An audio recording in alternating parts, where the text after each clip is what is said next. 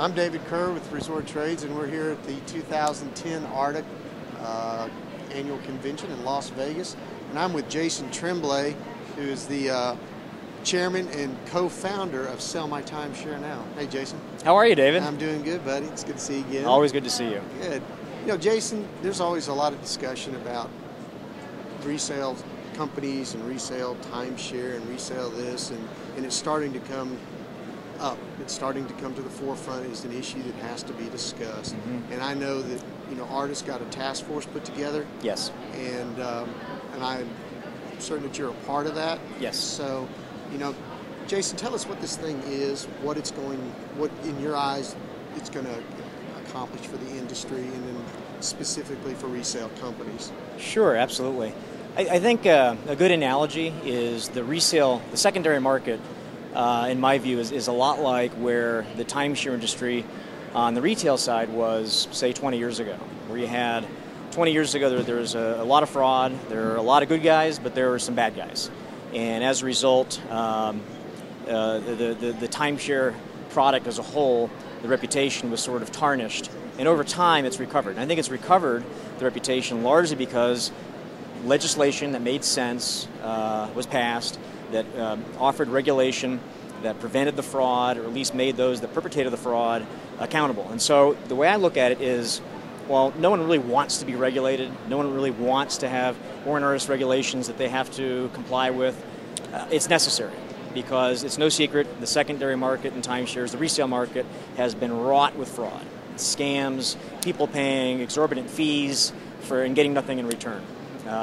Paying listing fees, advertising, call it what you want, but not being exposed, not having any real chance to being connected with real buyers and real renters. And so it's hard. And so our business, we've been growing pretty rapidly over the last 7 years, and most of that growth largely has been driven by our ability to successfully attract buyers and attract renters.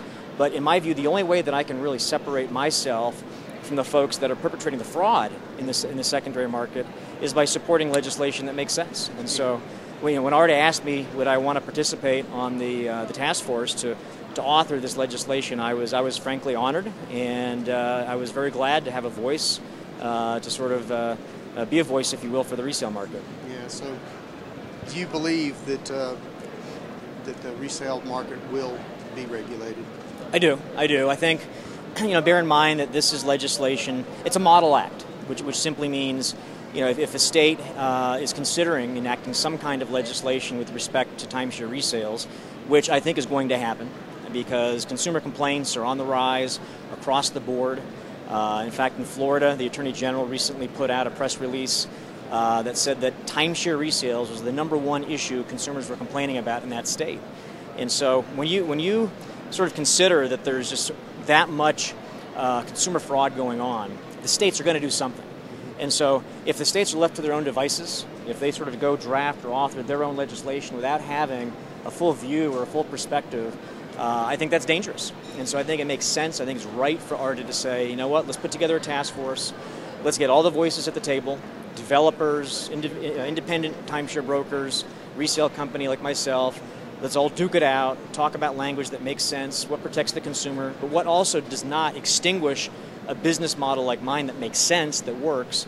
And I think what we came up with is a pretty good model act. It may not be perfect, but it's pretty good. It's a great start, and I think a lot better than a state left to its own devices. Well, Jason, I believe if the act does go through and it is regulated, this will be as big as the non-judicial foreclosure. Mm-hmm. And it's basically the same thing that's happening. It's an issue. It's going to be big for the industry. Good for. Would you agree that this is as big as non-judicial foreclosure? I mean, for me, it's huge.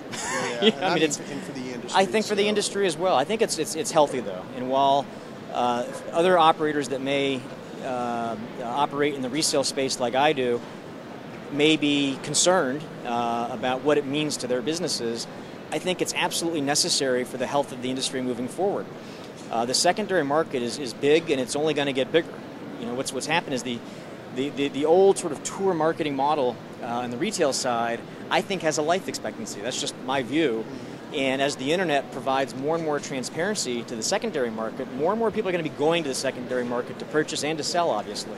And so if there's not regulations in place that protect those consumers, it's just a recipe for fraud. It's a recipe for disaster. So I think it's going to ultimately, I think, really impact the industry in a very positive way and be very healthy.